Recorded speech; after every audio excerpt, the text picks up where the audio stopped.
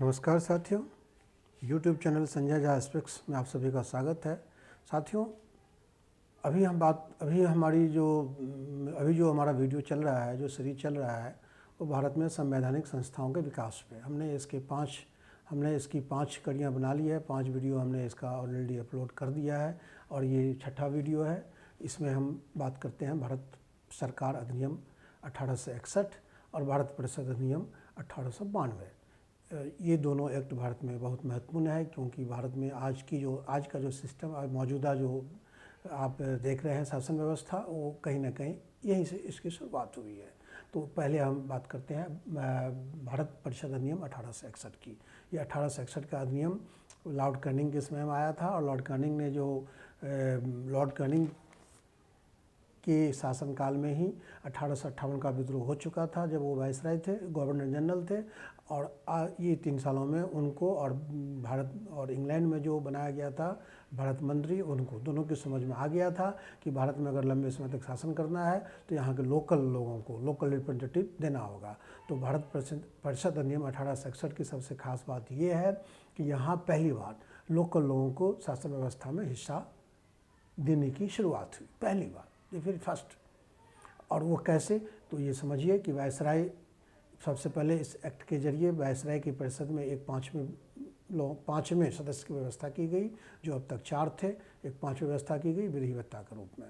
दूसरा डेवलपमेंट ये हुआ कि भारत में पहली बार पोर्टफोलियो सिस्टम की शुरुआत हुई, यानी गवर्नर जनरल की काउंसिल में जो 4 सदस्य थे और 5वां सदस्य बनाया गया, तो ब्रिटिश हुकूमत ने, ब्रिटिश के मंत्री ने, जो भारत मंत्री थे, वायसराय को ये छूट दे दी कि भाई आप सारे विभागों को खुद मत देखो। जो आपके 4 सलाहकार हैं, काउंसिल हैं, उनको भी आप विभागों का बंटवारा कर सकते हो। यानी किसी को आप गृह विभाग दे सकते हो, किसी को रक्षा विभाग दे सकते हो, किसी को वित्त विभाग दे सकते हो। तो ऐसा ही हुआ। जो अभी हम अपने देश में देख रहे हैं कि प्रधानमंत्री हैं, प्रधानमंत्री के नीचे बहुत सारे मंत्री हैं, मिनिस्टर्स हैं। तो ये व्यवस्था सबसे पहले 1861 में ही हुआ कि गवर्नर वायसराय की काउंसिल को, वायसराय को कहा गया कि आप पोर्टफोलियो सिस्टम शुरू करो, अपने सदस्यों को विभागों का बंटवारा करो, और ऐसा हुआ। ये बहुत बड़ा डेवलपमेंट था 1861 के अधिनियम का। उसके बाद एक नेक्स्ट डेवलपमेंट ये था कि वायसराय की परिषद में अभी तक 4 सदस्य थे, जिसको 5 कर दिया गया। अब कहा गया कि जब आप कानून बनाने के लिए बैठेंगे तो आपकी परिषद में 6 से 12 अतिरिक्त सदस्य आप रख सकते हैं।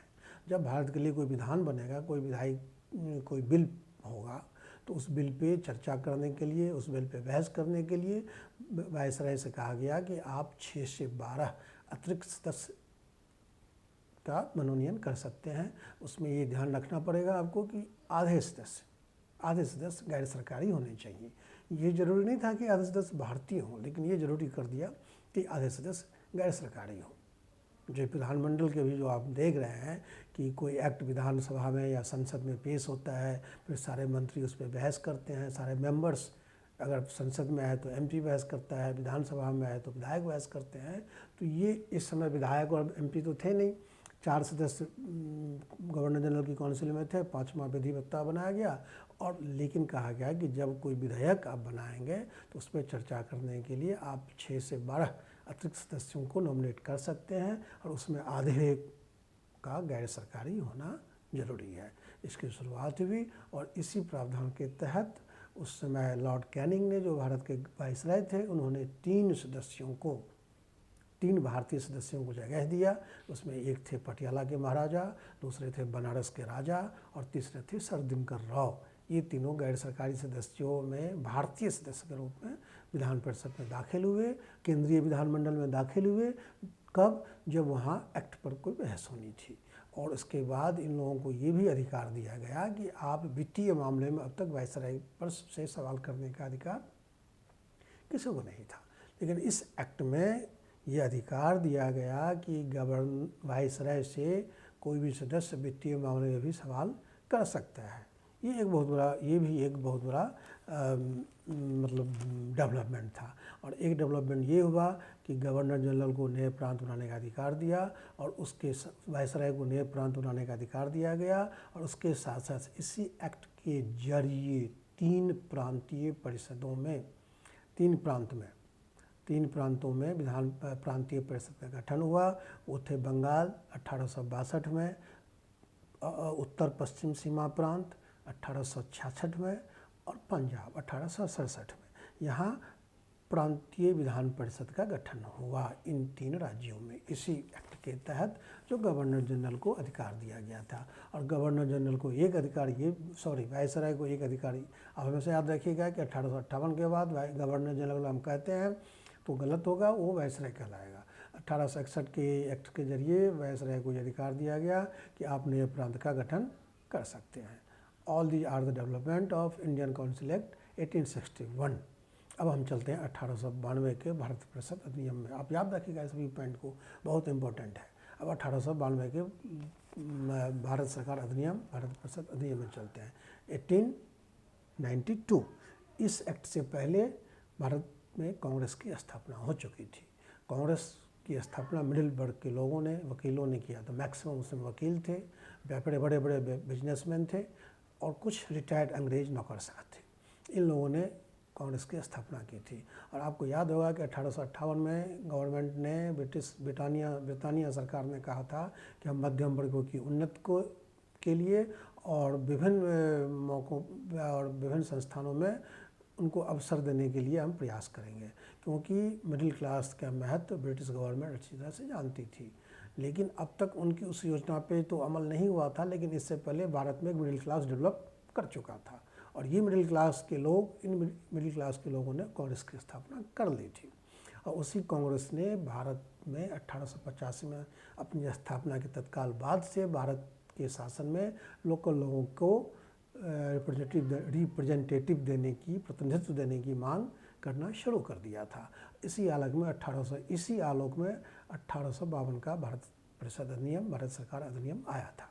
इसमें क्या किया था, तो इसमें ये था, मैं आपको बिंदुवार आपको पढ़ के, मतलब जो हमारे नोट्स हैं उसके हिसाब से मैं आपको बताता हूँ। साथियों, आपको हमेशा याद रखिएगा, जो नोट्स मैं पढ़ता हूँ ये मेरा मौलिक है। और मैंने लगभग 40, जब मैं IAS की तैयारी कर रहा था तो IAS की तैयारी करते समय मैंने 3-4 बार IAS का प्रीलिम्स पास किया और 4 बार मैंने मेंस लिखा, लेकिन अनफॉर्चुनेटली मेरा सिलेक्शन नहीं हुआ। मैंने कई स्टेट कमीशन, हालांकि शुरू में मैंने स्टेट कमीशन नहीं दिया, स्टेट सर्विसेज की परीक्षा नहीं दी, क्योंकि मेरा लगता था कि मैं IAS ही बनूंगा।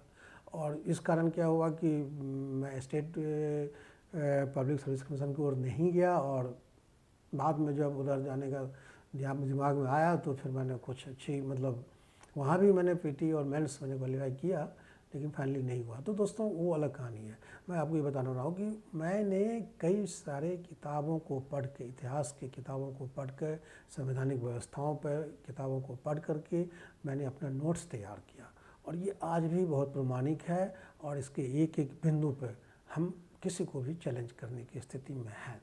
इसलिए आप हमारे इस नोट्स से अगर आप लाभ लेना चाहते हैं, अगर आप प्रतियोगी परीक्षाओं की तैयारी कर रहे हैं, तो आपके लिए ये बहुत ही लाभदायक है, बहुत ही उपयोगी है। ये मेरा वादा है, ये मेरा चैलेंज है किसी के भी सामने। कितने भी यूट्यूब पे भी हैं कई सारे IAS कोचिंग, कई सारे लोग IAS एस्पिरेंट्स के लिए कोचिंग संस्थान भी चला रहे हैं, यूट्यूब पे भी वो लोग अपना लेक्चर दे रहे हैं। सभी से मेरा वादा है और सभी को मेरी चुनौती है कि जो मैं नोट्स दूंगा उससे प्रमाणिक नोट्स आपको, ज़्यादा प्रमाणिक नोट्स आपको कोई नहीं दे पाएगा। अगर कोई बहुत अच्छा देगा तो मेरे लेवल का ही देगा। तो इसलिए मैं आपको पढ़ के सुनाता हूँ 1892 के चार्टर एक्ट से भारत में क्या तब्दीलियाँ आई। तो पहला ये है कि केंद्रीय विधानमंडल, जिसको मैंने आपको बताया था कि उसमें जब 1861 में कहा गया था कि जब सरकार किसी विधेयक पर बात करेगी, विधायक कब कोई विधेयक या कोई कानून बनाने के लिए बात करेगी तो 6 से 12 अतिरिक्त सदस्यों को वो ले सकता है। लेकिन इसमें इस एक्ट के जरिए केंद्रीय विधानमंडल में 10 से 16 अतिरिक्त सदस्यों की व्यवस्था की गई।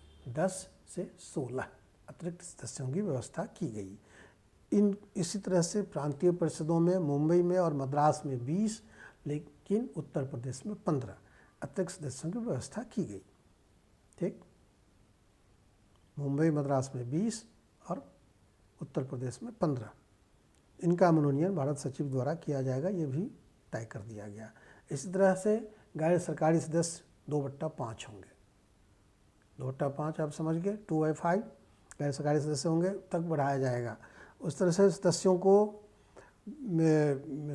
ये भी अधिकार दिया गया।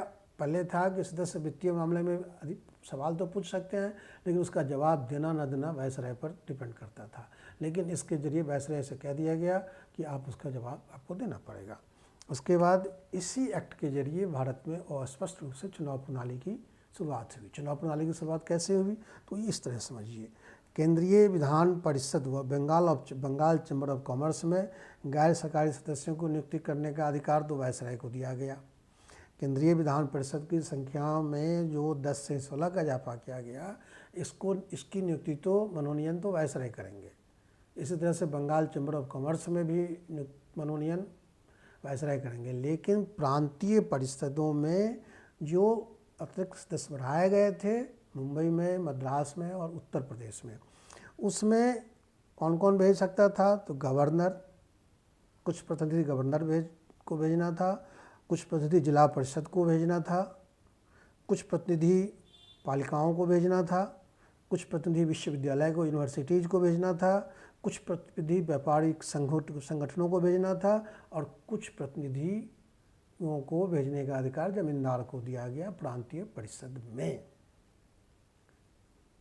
इन लोगों को अधिकार दिए जो प्रांतीय परिषद में जो संख्या बढ़ाई गई 20 और 15, वो कौन ये करेगा, तो कुछ गवर्नर, कुछ जिला परिषद, कुछ निकाय, स्थानीय निकाय, कुछ विश्वविद्यालय, कुछ जमींदार, कुछ को जमींदार नियुक्त करेंगे और इस तरह से जो है व्यापारिक संगठनों को भी अधिकार दिया गया कि अपने कुछ प्रतिनिधि भेजेंगे। तो ये था एक तरह से भारत में चुनाव प्रणाली की शुरुआत, समझ गए। प्रांतीय परिषद में पहली बार इसका आगाज हुआ। ये बहुत इम्पोर्टेंट चीज़ है। आपका गवर्नर भारत सरकार अधिनियम भारत परिषद में 1892 का। उसके बाद इसी एक्ट के जरिए पहली बार गवर्नर जनरल की जो परिषद थी, कार्यपालिका परिषद, जिसमें 4 सदस्य बनाए गए थे, 5वें सदस्य विधिवेत्ता के रूप में रखे गए थे। पहली बार इस एक्ट के जरिए किसी भारतीय यानी SP सिंह, उनका नाम था सच्चिदानंद प्रसाद सिन्हा, उनको उसमें गवर्नर जनरल के कार्यकारी परिषद, सलाहकार परिषद, जो भी कह लें, उसमें रखा गया। देखिए ये फिर से क्लियर हो जाइए। गवर्नर जनरल की एक काउंसिल थी, उसमें 4 मेंबर थे, फिर एक 5वां मेंबर बनाया गया इस विधिवेत्ता के रूप में। 5 मेंबर गवर्नर जनरल की कार्यकारी परिषद के होंगे, जिनमें विभागों का बंटवारा, पोर्टफोलियो डिवीजन किया गया 1861 के चार्टर एक्ट के जरिए। उसके बाद कहा गया कि गवर्नर जनरल की काउंसिल जब कोई किसी विधायिका पे काम करेगी तो वो 6 से 12 अतिरिक्त सदस्य रख सकते हैं, ठीक। उसमें आधा गैर सरकारी सदस्य होंगे। इसी तरह से जब 1892 में इसको कहा गया कि केंद्रीय विधान मंडल में 10 से 16 अतिरिक्त सदस्य बढ़ाया गया। कार्यकारी परिषद में 5 तो था ही, इधर 10 से 16 अतिरिक्त सदस्य बनाया गया जब वो विधायिका के लिए काम करेंगे। तो ये जो उनका सलाहकार परिषद था वायसराय का, वो अलग है, जिसमें पहले 4 मेंबर थे, फिर 5 बन गए। और जो उनके विधानमंडल में जो सदस्य जो पहले 6 से 12 थे और बाद में 10 से 16 कर दिए गए, ये जैसे आप समझते हैं ना कि जैसे प्रधानमंत्री होते हैं और मंत्री होते हैं, ये तो सरकार है, उसके साथ संसद में सांसद भी तो होते हैं। तो इनको आप सांसद समझ सकते हैं। जो विधानमंडल के सदस्य बढ़ाए गए उनको आप एक तरह से सांसद कह सकते हैं और सलाहकार परिषद अलग है। तो ये आपको 1892 के चार्टर्ड एक्ट के जरिए ये सारी व्यवस्था की गई। तो दोस्तों हमने 2 आज बताया आपको, एक तो 1861 का एक्ट, एक 1892 का एक्ट। ये दोनों एक्ट भारत में बहुत ज़रूरी है। एक से चुनाव प्रणाली की शुरुआत और उससे पहले वाले से भारत में पोर्टफोलियो सिस्टम आया।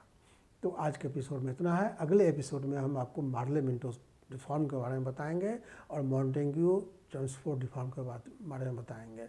आज हमें इजाज़त दीजिए। आपका नमस्कार। अगर आपको ये कंटेंट अच्छा लगा हो तो हमारे चैनल को आप सब्सक्राइब जरूर करें, लाइक भी करें और शेयर भी करें। धन्यवाद।